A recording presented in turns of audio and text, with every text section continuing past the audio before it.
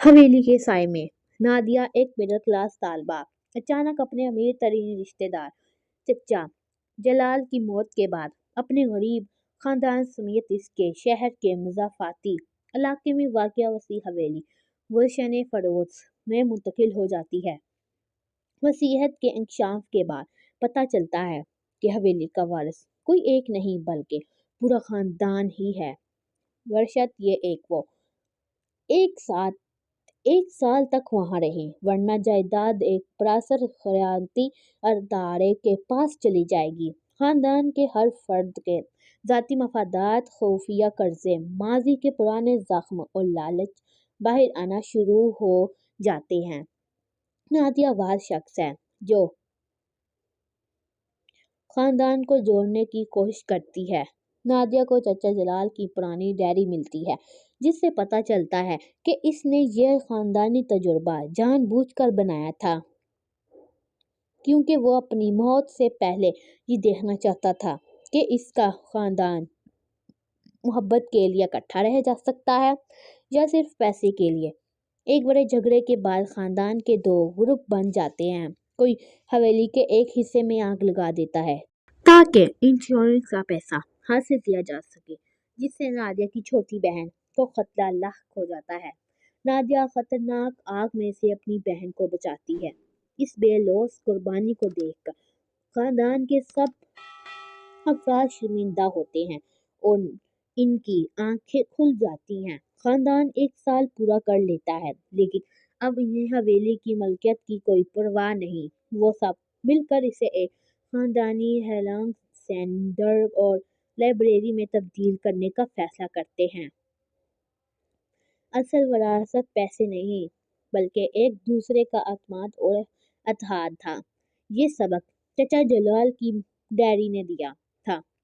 کچھ گھر صرف پتھر اور اینٹوں سے نہیں بنتے، وہ خوابوں، رازوں اور آنسوؤں سے بنتے ہیں۔ میرا نام نادیہ ہے اور یہ کہانی ہے ایک ایسی حویلی کی جو میرے خاندان کو توڑنے آئی تھی مگر ہمیں جوڑ گئی۔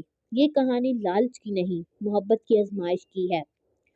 ہماری زندگی ایک عام مڈل کلاس گھرانے کی سی تھی۔ ابو ایک اسکول میں ٹیچر، امی گھریلو خاتون، میں یونیورسٹی کی طالبہ اور میری چھوٹی بہن زینب 7ویں جماعت میں پڑھتی تھی۔ پھر ایک دن وہ فون آیا۔ شہر کے امیر ترین شخص ہمارے چچا جلال جو ایک بہت بڑی حویلی گلشن فردوس میں اکیلے رہتے تھے، انتقال کر گئے تھے۔ چچا جلال کی زندگی ایک معمہ تھا۔ امیر تو بہت تھے مگر تنہا رہتے تھے، شادی نہیں کی تھی، ہم سے اپنے غریب بھائی یعنی میرے ابو سے بھی بہت کم ملتے تھے۔ ان کی موت پر جب ہم حویلی پہنچے تو ایک اور حیرت نے ہمارا استقبال کیا۔ وکیل صاحب نے وصیت پڑھنی شروع کی۔ میں جلال احمد اپنی تمام جائیداد یعنی حویلی گلشن فردوس اور اس سے منسلک تمام اثاثے اپنے بھائی ظفر احمد کے خاندان کو تقسیم کرتا ہوں۔ ہماری سانسیں رک گئیں، ابو کی آنکھوں میں آنسو آ گئے مگر وکیل نے بات جاری رکھی، مگر ایک شرط کے ساتھ، پورا خاندان، ظفر، ان کی اہلیہ اور ان کی 2 بیٹیاں اس حویلی میں ایک مکمل سال 365 دن بلا رکیں گے۔ اگر تو حویلی ان کی ملکیت ہو جائے گی، اگر نہیں یا اگر آپس میں کسی قانونی جگہ کی صورت نکلی تو ساری جائیداد الفریڈو ترسن کے نام کی ہو جائے گی۔ یہ ایک دہچکا تھا۔ ہم غریب ضرور تھے مگر اتنے لالچی نہیں کہ اپنی زندگیاں بدل ڈالیں۔ مگر ابو کے چہرے پر مجبوری تھی، ان کی نوکری چلی گئی تھی اور ہمارا کرایہ کا مکان بھی خالی کرنا تھا۔ حویلی ہمارے لیے نہ صرف امید بلکہ ضرورت بن گئی۔ گلشن فردوس میں پہلا دن حویلی داخل ہوتے ہی ایک عجیب سی خوشبو، پرانی لکڑی اور گلاب کے عطر کی مہک نے ہمارا استقبال کیا۔ یہ جگہ شاندار تو تھی مگر سونی پڑی تھی۔ لمبے کوریڈور، بڑے بڑے شیشے اور پرانے فرنیچر پر سفید چادریں پڑی تھی۔ زینب خوش تھی، وہ بڑے باغ میں دوڑنے لگی۔ امی کے چہرے پر تشویش تھی، ابو خاموش تھے۔ پہلے رات سب سے مشکل تھی، ہر آواز، ہر چرخراہٹ ڈراؤنی لگتی تھی۔ میں نے اپنے کمرے کی کھڑکی سے باغ کو دیکھا، چاندنی میں وہ حویلی خوابوں جیسی لگ رہی تھی، مگر میرے دل میں ایک ڈر تھا، کیا ہم واقعی 1 سال یہاں رہ پائیں گے؟ پہلے ہفتے ہی اختلافات شروع ہو گئے۔ ابو چاہتے تھے کہ فالتو کمرے کرائے پر دے دیں، امی کو یہ خیال پسند نہ آیا۔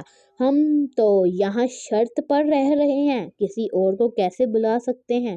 زینب کو پرانے اسکول چھوڑ کر نئے اسکول جانا پڑا، جس کی وجہ سے وہ چڑچڑی ہو گئی۔ اور پھر وہ ڈائری ملی ایک دن لائبریری کے ایک پرانے ٹیکسٹ کے خفیہ خانے میں، چچا جلال کی ذاتی ڈائری۔ میں نے اسے پڑھنا شروع کیا اور میرے رونگٹے کھڑے ہو گئے۔ ڈائری کے راز چچا جلال لکھتے تھے، آج پھر وہی خیال آیا، میری ساری دولت، میری یہ حویلی، کیا یہ میرے مرنے کے بعد بکھر جائے گی؟ کیا میرے اپنے، میرے خون کے لوگ اس کے لیے ایک دوسرے کے گلے پڑ جائیں گے؟ میں نے ایک تجربہ کرنے کا فیصلہ کر لیا تھا۔ میں نے ان سب کو میراث میں یہ حویلی دوں گا، مگر شرط یہ ہوگی کہ انہیں ایک ساتھ رہنا ہوگا۔ میں مرنے سے پہلے یہ دیکھنا چاہتا ہوں کہ کیا خون کا رشتہ پیسے سے زیادہ مضبوط ہے، یا یہ حویلی ان کے اندر کے شیطانوں کو باہر نکال دے گی۔ شاید یہی میری اصل میراث ہوگی۔ ان کی آزمائش۔ میں نے ڈائری بند کر دی، میرے ہاتھ کانپ رہے تھے۔ یہ کوئی عام وصیت نہیں تھی، یہ ایک ٹیسٹ تھا۔ چچا جلال نے ہمیں ایک لائبریری میں تبدیل کر دیا تھا۔ میں نے یہ راز کسی کو نہ بتانے کا فیصلہ کیا۔ شاید اگر سب کو پتہ چل جاتا تو وہ اور بگڑ جاتا۔ جیسے جیسے مہینے گزرتے گئے، حویلی کی خوبصورتی مندرجہ بڑھتی گئی اور ہمارے اندر کی خوب بدصورتی باہر آنے شروع ہو گئی۔ ابو نے بغیر کسی سے پوچھے حویلی کے ایک پرانے گاڑی گراج کو کرائے پر دینے کا معاہدہ کر لیا۔ پیسے انہوں نے اپنے پاس رکھ لیے۔ امی کو جب پتہ چلا تو پہلی بار میں نے اپنے والدین کو اتنی شدت باز کرتے دیکھا۔ تم یہ کیسے کر سکتے ہو؟ یہ ہم سب کی جائیداد ہے، امی چلائیں گی۔ ہم سب کی، آخرکار تو میں ہی جگہ گھر کا کفیل ہوں، یہ پیسے ہمارے کام آئیں گے، ابو نے چلا کر جواب دیا۔ زینب اندر سے ٹوٹتی گئی اور وہ موبائل فون میں گم ہو گئی۔ میں اسے سمجھانے کی کوشش کرتی تو وہ کہتی، تم سب تو اپنی لڑائی میں لگے ہو، مجھے کون پوچھتا ہے؟ سب سے بڑا جھگڑا اس وقت ہوا جب امی کے بھائی ماموں جان ہمارے پاس آئے۔ وہ کاروبار میں نقصان میں تھے اور قرض لینا چاہتے تھے۔ ابو نے صاف انکار کر دیا۔ امی نے کہا کہ یہ پیسے تو ہم نے ابو کے گراج کے کرائے سے جمع کیے ہیں۔ یہ سن کر ابو کا غصہ پہلے سے دوگنا ہو گیا۔ تم میری جاسوسی کر رہی ہو؟ میری بیوی، جاسوسی نہیں، حق جاننا ہے۔ یہ گھر ہم سب کا ہے۔ یہ بات اس نتیجے پر پہنچی کہ ماموں جان بے عزت ہو کر چلے گئے اور امی نے ابو سے بات کرنی بند کر دی۔ حویلی 2 حصوں میں بٹ گئی، ابو کا دائرہ اور امی کا دائرہ۔ میں درمیان میں پھنس گئی تھی۔ ایک سرد رات جب تناؤ اپنے عروج میں تھا، میں نے لائبریری میں بیٹھ کر ڈائری پھر سے پڑھنی شروع کی۔ چچا جلال نے ایک جگہ لکھا تھا، خوف کا اصل سبب لالچ ہے اور لالچ اندھا کر دیتا ہے۔ اسی وقت زوردار لڑائی کی آواز آئی۔ میں نیچے دوڑی۔ ابو اور امی ڈرائنگ روم میں کھڑے ایک دوسرے پر چلا رہے تھے۔ میں نے فیصلہ کر لیا ہے، میں یہ حویلی بیچ دوں گا۔ 1 سال انتظار کیوں کروں؟ میں وکیل سے بات کر چکا ہوں، اگر سب رضامند ہوں تو شرط توڑی جا سکتی ہے۔ ابو چلائے، تم پاگل ہو گئے ہو؟ یہ ہمارے زندگیوں کی بازی ہے اور تم صرف اپنے بارے میں سوچ رہے ہو۔ امی رو پڑی۔ زینب ڈر کر مارے کمرے سے بھاگ گئی۔ میں نے بیچ بچاؤ کرنے کی کوشش کی مگر دونوں اتنے غصے میں تھے کہ کسی کی سننے کے موڈ میں نہ تھے۔ پھر اچانک زینب کی چیخ سنائی دی، آگ آگ لگ گئی ہے۔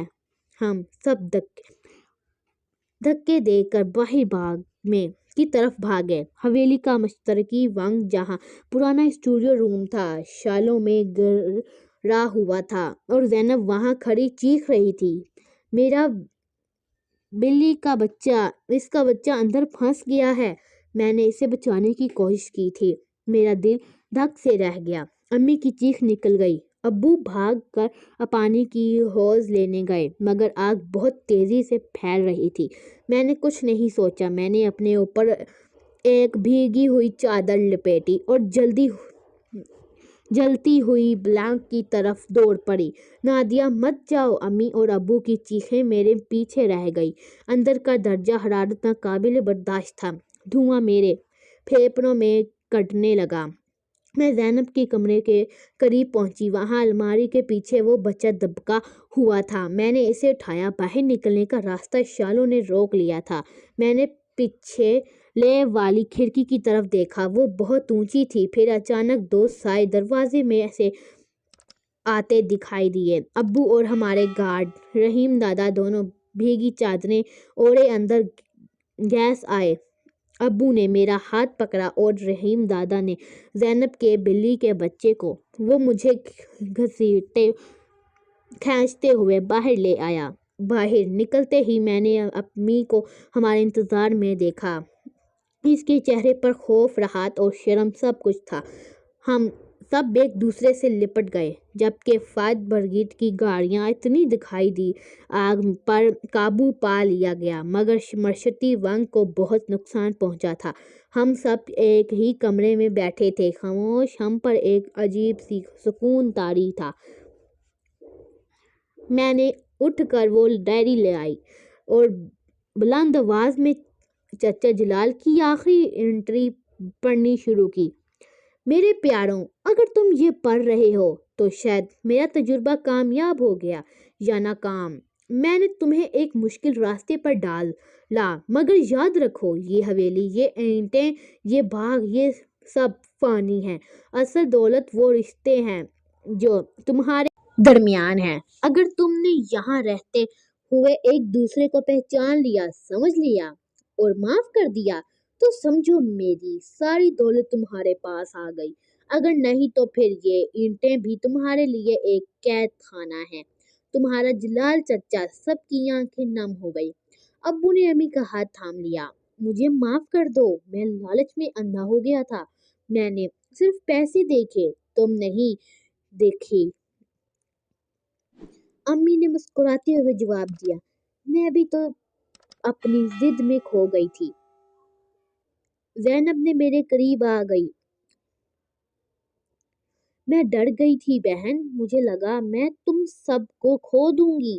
آگ کے واقعے کے بعد سب کچھ بدل گیا۔ ہم نے باقی مہینے تنہاؤں کے بغیر گزارے۔ حویلی میں پہلی بار ہنسی، کہانیاں اور محبت کی گونج سنائی دی۔ ہم نے مل کر نقصان کی مرمت کی۔ ابو نے امی کے ماموں کی مدد کی۔ امی نے ابو کے خوابوں کو سمجھا۔ وہ 1 سال پورا ہو گیا۔ وکیل صاحب دوبارہ آئے۔ ہم سب ایک ساتھ بیٹھے تھے۔ وکیل نے کہا، مبارک ہو، شرط پوری ہو گئی۔ حویلی اب آپ کی ملکیت ہے، دستخط کر دیجئے۔ ہم سب نے ایک دوسرے کی طرف دیکھا۔ ابو نے آواز دی، نہیں! وکیل حیران رہ گئے، مطلب؟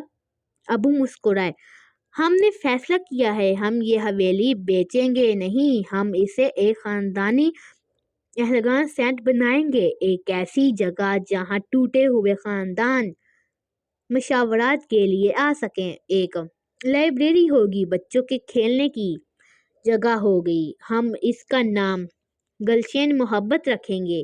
امی نے میرا ہاتھ تھامتے ہوئے کہا، ہماری اصل وراثت یہی حویلی نہیں تھی، ہماری اصل وراثت وہ سبق تھا وہ چچا جلال نے ہمیں دیا، رشتوں کی قدر اور یہ سبق ہم دوسروں تک پہنچانا چاہتے ہیں۔ میں نے آخری الفاظ کہے اور ہاں، ہم سب یہی رہیں گے، کیونکہ اب ہم جانتے ہیں کہ گھر کسی عمارت کا نام نہیں ہوتا، گھر وہ ہوتا ہے جہاں آپ کی محبت بستی ہے۔ دوستوں، ہماری زندگی میں بھی کتنے ایسے غلیظ فردوس ہیں، دولت، شہرت، عہدے، ہم ان کے پیچھے بھاگتے ہیں اور رشتوں کو بھول جاتے ہیں، مگر کبھی سوچا ہے آپ کی اصل مراست کیا ہے؟ کیا وہ بینک بیلنس ہے یا وہ لوگ جو آپ کے مشکل وقت میں آپ کے ساتھ کھڑے ہوتے ہیں؟ اپنے خاندان کی قید چاہیے وہ چھوٹا ہو یا بڑا، کیونکہ آخرت میں یہی رشتے آپ کے ساتھ جائیں گے۔ آپ کے خیال میں خاندان کی سب سے بڑی دولت کیا ہے؟ کیا آپ بھی کبھی رشتوں کی آزمائش میں سے گزرے ہیں؟ اپنی کہانی کمنٹ میں ضرور شیئر کریں۔ ساتھ ہی بتائیے اگر آپ کی جگہ نادیہ ہوتی تو کیا کرتی؟ اگر ہماری کہانی اچھی لگی تو لائک کریں اور ہمارے چینل کو سبسکرائب ضرور کریں۔ شکریہ۔